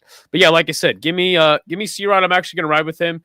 I think it'll be another hard-fought decision that'll actually favor him. So, by the way, Giuliano, good to see you. Yo, throwing $20 in. Could have sworn you accused me of dartboarding picks. I do more research than you could possibly imagine, little bro. Chrissy J makes a good point. I didn't say that you. I didn't say that you dartboarded picks. I just said that I've looked at some of your prediction videos, and sometimes you're just like, oh yeah, well he's gonna win. Yeah, obviously he's gonna win. And then it's just like, well, why? But he's like, yeah, he's gonna win. I'm sure that you. Chrissy J just snitched. She just snitched on you, bro. Yeah, Chrissy J snitched, and there you go. She's gone. She's gone from the live chat. I'm gonna destroy. I'm gonna put the hammer down. Let me tell you. Smash and dash on not old really Hank the Tank. But it was Jose. No, man. Look, Giuliano, thank you very much for your donation, man. It is much appreciated. Hank the Tank is gonna take this very personally, and it sounds like you might have as well. But hey, it's all in good fun. Like which one, buddy? There was a part of your recent prediction video where it's like, yeah, Jose Johnson versus oh god. Who was he even facing? He's facing again Felipe Boons, yeah. And he was like, okay, so who wins? And then eventually got around to Jose Johnson wins. But then it was just that's it. And then it moved on to the next segment. Like there's a lot of confidence in these picks, but sometimes I don't know the line of reasoning. I'm sure there is. It's just sometimes you seem very confident about a pick, but then when it doesn't go away, it's like, oh yeah, oh well. Giuliano, you should go back to that initial comment and what I said. It's like, dude, dartboarding picks right here, buddy, right here. I'm dartboarding the shit out of picks half the time, and I still beat Hank the Tank in our pickup. I beat Skatesman 3 for 3 last 3 I still beat Hank the Tank in our pick'em contest. I was young. I was inexperienced. Yeah, so who even cares? Like, why is this even a conversation? Like, why are we even stopping the show to talk about something like this? Like, because we got a $20 really care that much. Of course, we get to talk about it. I mean, but it's like you even care that much to be like, hey, man, I heard that you accused me of dartboarding picks. It's like, and like, it's like I know. Now, Giuliano's a good buddy. Wait a minute. No, it's not personal. Just went 8-2 on Octagon. Hank was 5-5. That is true. Yeah, I sucked a fat one big time on that one. man. To be fair, there were like 4 or 5 split decisions on this one. So Juliano, listen, timeline. Picks are the most important thing in Hank the Tank's life. This is That one is thing true. you got to understand. Cannot insult my picks. So there we have it. Yeah, I sucked. I do all the time. Do it. I wouldn't do it, Chrissy J. Chrissy J's nice. But she ratted. She still ratted on me. How terrible. I think he meant you were gone, as in you were not in the chat currently once he showed up and appeared. I see. Anyway, what are any other thoughts about Austin Bashi? Oh wait, I have to go with my pick next. Crap. I'm going. Yeah, read off your notes, Hank. My round 2 sub. I know this seems like a really tough first fight to have in the UFC for Austin Bashi, but I really do think this kid is something special. And I know we said the same story regarding Raul Rosas Jr. at bantamweight, but Bashi's bigger than Raul. This fight is at featherweight instead of bantamweight, so the beer belly and height advantage of C-Rod have less effect here. And given that Isaac Dulgarian absolutely ragdolled him in the first 2 rounds of their fight, and Juicy J. Julian Erosa was able to get both his back and guillotine him in 1 round, this honestly looks like a layup opponent for Bashi, and it's clearly superior wrestling. I'll respect, and that's putting it lightly, Christian Rodriguez's ability to overcome initial adversity in his fights and say, Bashi finds a submission in round 2 instead of round 1. Still manhandles and submits him handily, though. Sucks to suck, C-Rod. So he is my arch nemesis. Clearly. So the next fight will be Chris Curtis taking on Roman Kopylov at middleweight. This, to me, is a way more fitting main event. Am I wrong? Yeah, I wish this was the main event. It's the one I'm most interested in. Right. This isn't even a ranked fight either, and it would have been better than Dern versus Ribas too. Yeah, and that's probably why the main event is what it is. But yeah, Chris Curtis taking on Roman Kopylov. This is at middleweight. Chris Curtis is 31-11-0. Jeez. Did not know his record was that extensive. He is 2-2-1 in his last 5. What was this accidental clash of heads? That's right. And I think it was in the Apex as well. Wasn't looking that great in that fight until then. He is 37. Training at Extreme Couture. Roman Kopylov on the other side, 13-3, 4-1 in his last 5. Fighting out of Novosibirsk, Russia. I love saying that, by the way. He is the minus 265 underdog at 32 in this fight. Roman Kopylov's last win was against Cesar Almeida in a very close fight. Some people thought Cesar Almeida had won that fight. And then he got subbed by Hernandez. To me, not too much to scoff at there. Obviously, like that fight with Kopylov, with Cesar Almeida made a lot of people like second guess the top end of and potential of what Roman Kopylov can do. In my opinion, though, I think he's still a solid fighter. Like, is he ever going to be champ? Probably not. I think he will win this fight. The thing is Chris Curtis is really good at like making people fight his fight, right? Same with Sean Strickland, right? How they just have that pace in which they fight a fight. Sean definitely puts the pace on you more. I would say that Chris Curtis is good at like kind of slowing the fight down, making you fight on his terms. It's more like body shots, keeping it back and forth. It's exactly. Keeping it back and forth 100%. And a lot of the times I think that's to his detriment. Sometimes I can wear on guys and he eventually gets the dub. But in my opinion, I can't in good faith pick Chris Curtis in this fight. I think Kopylov is, just younger, more skilled. I think Chris Curtis is sneaky though, man. He could definitely win this fight. I'm not going to count him out completely. That's why I'm going to pick Roman Kopylov by decision. I think that Chris Curtis could potentially win a round, make it tough at moments, but ultimately I think that Kopylov wins this one, like honestly, pretty easily, in my opinion. It wasn't me who said that, Juliana. It was Skatesman who typed that out. So yeah, that was me. I'm going with Kopylov. You can tell because Hank always has perfect grammar when he types a sentence. As you can see in how I'm going to address this fight. I got Roman Kopylov by decision. I feel like we're not going to see the best Chris Curtis in the cage on Saturday. Dude's so nervous about this fight. He alleged that Kopylov has been using spies in his gym. That's to right. monitor his training and sparring before their fight. Reminder, this is the same guy who's blown up at random comments on Twitter to the point he deleted his social media. No wonder he and Strickland were friends for a little while. However, even if Curtis is in good shape heading into his bout with Kopylov, it won't matter since Roman's biggest concern, which has cost him before, like against Fluffy, is pressure combined with wrestling. And the Action Man doesn't have the grappling chops to take a round from Kopylov on top. So unless he chins Roman at some point in this contest, it's going to be a pretty one-sided affair, with the speed and height advantages of the younger Kopylov taking their toll here. He doesn't finish Curtis, most can't, but it will be a definitive performance from middleweight Chase Hooper, statement that he's back in the mix in his division. Cry about it, Curtis. 100%. There will be Mud says, finally a good fight. The real main event, only good fight on the card. We need another highlight reel head kick from Kopylov. I wish. I'd love to see it. What is up, Drunken Boxing? Good to see you. The best kicker at middleweight. I don't think that there's much contest for that. Unfortunately, middleweight kind of sucks. Chris Curtis said it was a lie, misunderstanding. Curtis will cry if he loses. He will be very upset. He's paranoid. I think that it was his coach. If correct me if I'm wrong, I think his coach had actually posted that initial comment about there being spies in the gym. Am I wrong about that? Wait, what? I thought that it was Chris Curtis's coach that's at least the post that I had seen was Chris Curtis's coach posting that there were spies in the gym. Yeah, but it was Curtis too. Oh, he had seconded it. Got it. Right. Giuliano says Curtis just did an interview with MMA Junkie saying Kopylov didn't have spies and that he's a nice guy. Got it. Well, it's good. I'm glad that there's that weird beef. Seems like a nice guy. Nice enough. Abdul Razak Al Hassan is going to take on Cesar Almeida in another middleweight clash. Abdul Razak Al Hassan had that fight with Cody Brundage. Oh my gosh, he had him right where he wanted him. I know. Tried to disqualify himself. So he is 2-2-1 in his last 5, 39, taking on the kickboxing man Cesar Almeida. Who last beat Ihor Pateria via decision.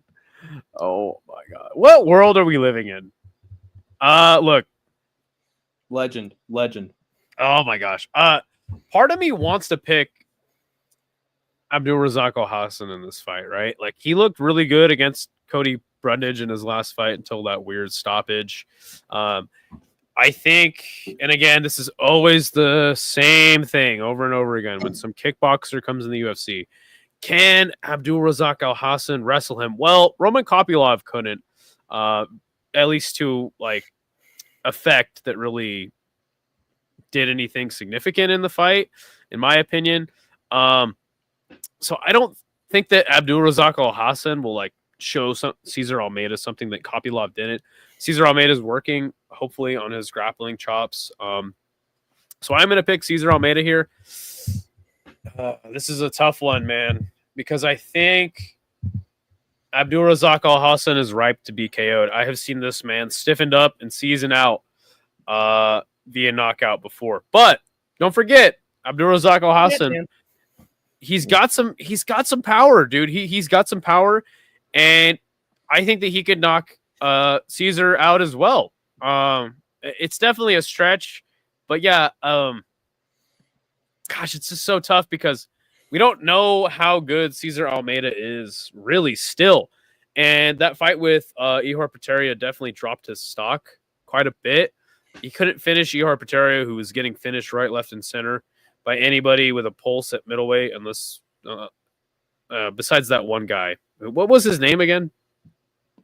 That Ihor Pateria beat Brizchek or something like that? Oh, yeah, Robert Brizchek. Yeah, damn it. I think I'm gonna have to go with Cesar Almeida by decision here. I don't know. Do we see a new Cesar Almeida? I hope so, because I think at this point in the card, I think everyone will be pretty pissed. I think Chris Curtis and Kopylov will, even though the fight is really good on paper, I think that fight is, and a lot of these fights in this card are not going to deliver. But hope I'm wrong. Yeah, I'm going with Almeida by decision as well. I think Al Hassan is one-hitter quitter who needs to have his first round knockout, or else he's going to start to gas substantially as the fight goes on. Cesar Almeida, again, the reason why I'm picking him by decision is because he somehow took Ior Peteria to a decision. So I can't trust him to get a finish. Kopylov, he took to a decision as well, got dropped in that one. The only time we've seen him get a knockout was when he was elbowing Dylan Butka in the head when he was stuffing his takedowns. Right. But he hasn't really gotten a knockout on the feet. So I don't actually really trust the kickboxing of Cesar Almeida to make the difference enough that he knocks out Abdul. Now, there is a good chance, like round 3, late fight knockout, like because Abdul's gas tank is just not there after a while. It's almost not even his gas tank. It's that he just sort of shrivels a little bit. Like when Pyfer was starting to put some power on him, starting to take him down a little, like he started to cover up. I just feel like he loses his momentum and his confidence as the fight goes on. I feel like Abdul is like one of those guys that like he's a front runner, and once he faces adversity, he just kind of doesn't know what to do. Yeah, he has to start out with an advantage. He has to start out in first place. I don't think he is in this fight. I think he will definitely have his best moments in the first round because sort of like Terrence McKinney, he's got the power early and he's got that speed advantage early.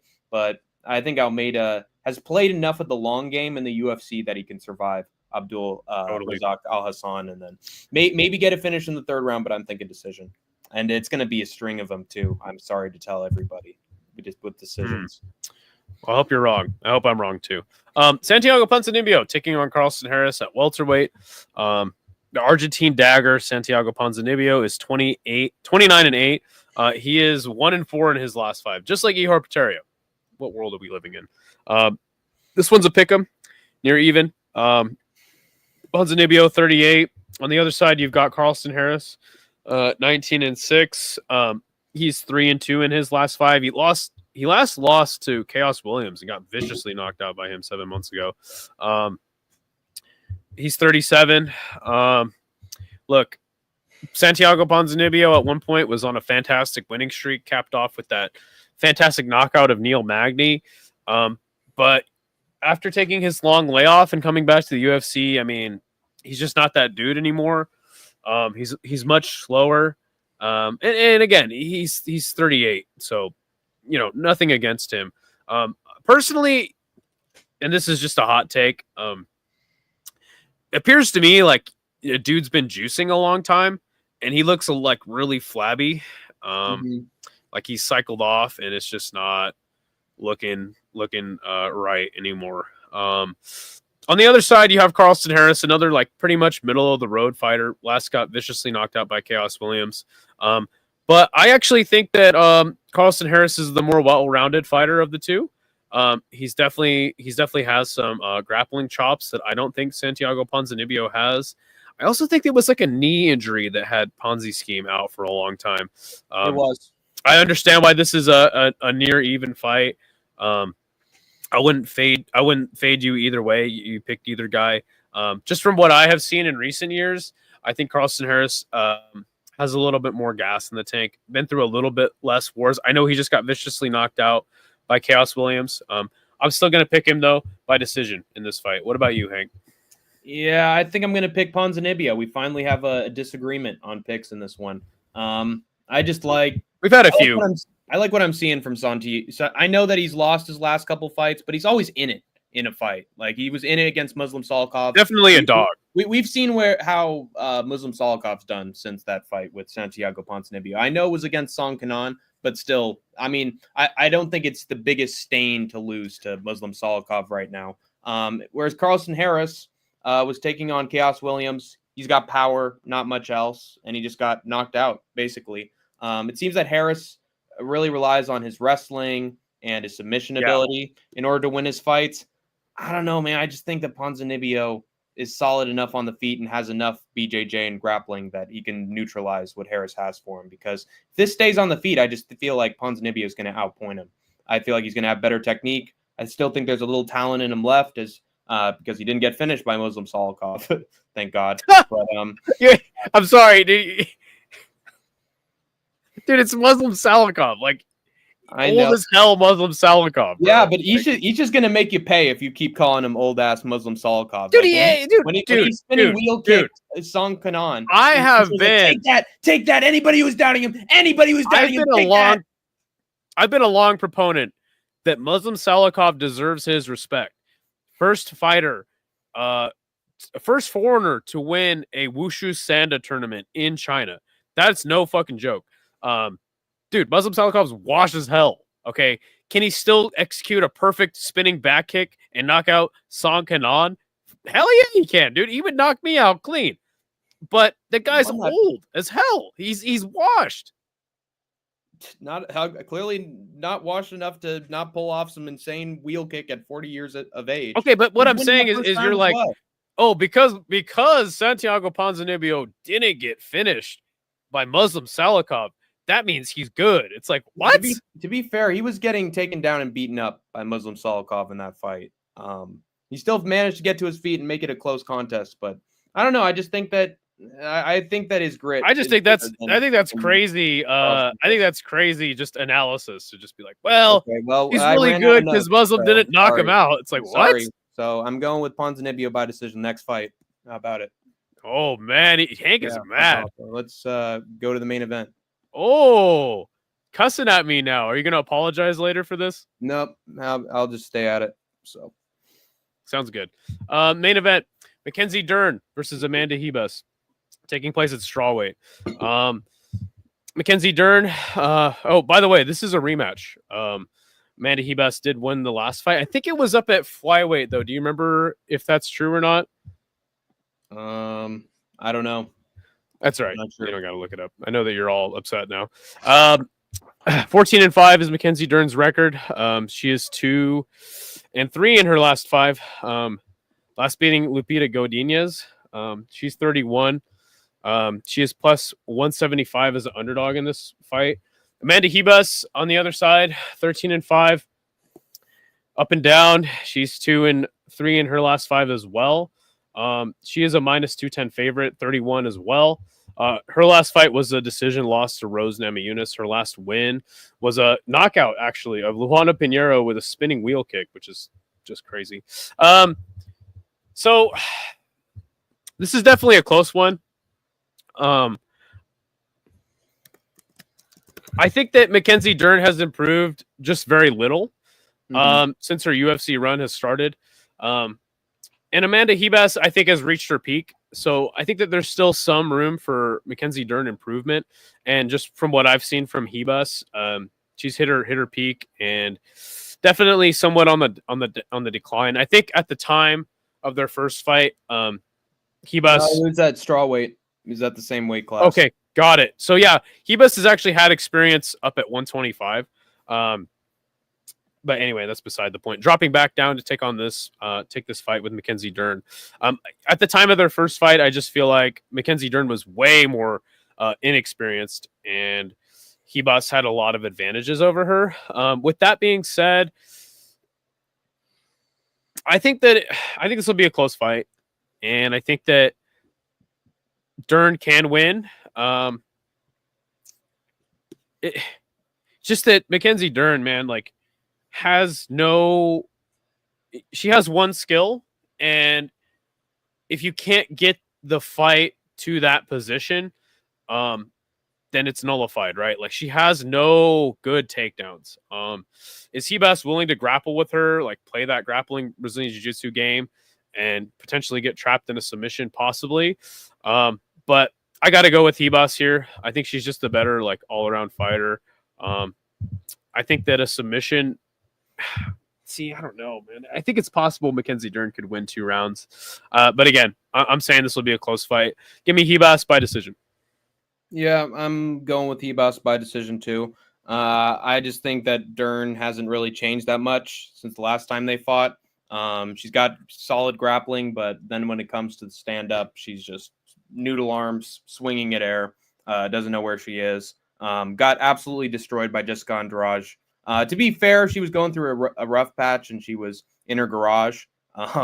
So what? That didn't help her that much. Yeah, her gym was a garage. She wasn't even got her own gym. She hung out in a garage. It was in the embedded episode before that one. Gotcha. She was going through a really rough patch with that. And then she lost against Amanda Lemos. To be fair, that was actually, I think, a pretty close fight with Amanda Lemos. Like, if she'd have just stayed on top for like one more round, she probably would have won that. And then against Lupita Godinez, she does win a decision against her. I think that was a pretty. I thought Lupi had won. People thought Lupita won. Yeah. So it's a spiritual loss for Mackenzie Dern. And then against Amanda Ribas, she's not at flyweight anymore. She's back down to strawweight. So she's not going to get bullied on the ground by Rose Namajunas because she's at the right size for her weight class now. So she has a better chance at counter grappling with Mackenzie Dern. And I think this really is no contest on the feet. If Ribas keeps this thing standing, I think she's going to beat the crap out of Mackenzie Dern. It is a battle of who's going to get the takedown this round, who's going to outpiece the other in the second round. I think that Ribas is solid enough. I think she's gone 5 rounds. Some people have told me she's gone 5 rounds. So she has, against Rose Namajunas. And so I think she's solid enough to survive 5 rounds with Dern, who honestly isn't that much of a finisher anyways. Right. And I don't know. I think she's going to match her energy in the grappling. So, well, you said like who gets a takedown first, but it's like Mackenzie Dern doesn't get takedowns. Her opponents fall on top of her and she is able to reverse position. At least there's that. Her grappling solid. But it's just, if your coach is still telling you to like open your eyes while you strike and you still don't have any takedowns, like I don't know. I don't get it. Yeah. So when will the Apex card women's main events ever end? They won't, as long as the Apex is still there. And I don't see them also somebody commented like, oh, aren't they? Well, they said when will the Apex events go away? It's like, I got news for you guys. They're not gonna go away. Nope. Nope. The only reason they were gone for a couple months was because of construction of the new section for the building. So thank God for that. At least we got some crowded fight nights a few times towards the end of the year. But yeah, that the Apex is not going away. And as long as there's the Apex, there's going to be women's main events or any main event that's like they don't want to book for a crowded event. Yeah. So fill in space. Do you have anything left to say to the people out there? Expect this card to either be the worst thing ever or a hidden gem. It's going to be one or the other. There is no in between. If you're casual, then watch the prelims because that's where all the finishes are going to be. Because after that, you're going to have 4 or 5 fights of decisions. That's what we're predicting, at least. So you're not gonna get much.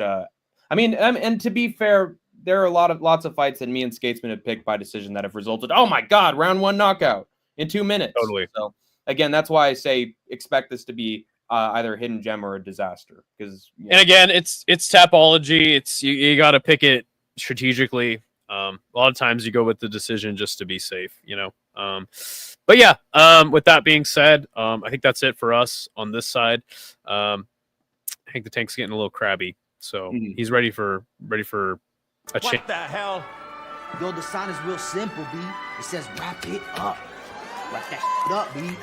I don't think that's a good idea. Man, you want some too? You better wrap it up. You better wrap that gavel up, B. Yes, it is time to wrap up the show. Thank you, everybody who donated. I did not expect this many donations this time around. And we got a new member. Shout out to Scott. We had Cheddarhead donate. Robert G.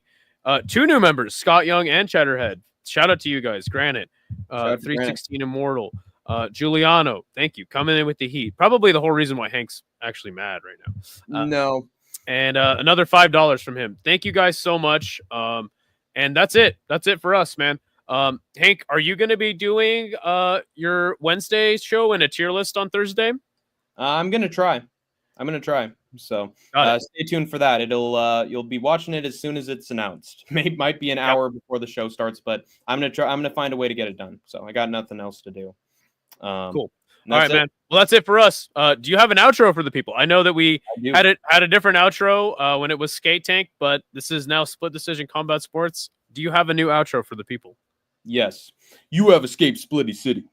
for now. UFC 311, where are you? Anything but a women's main event.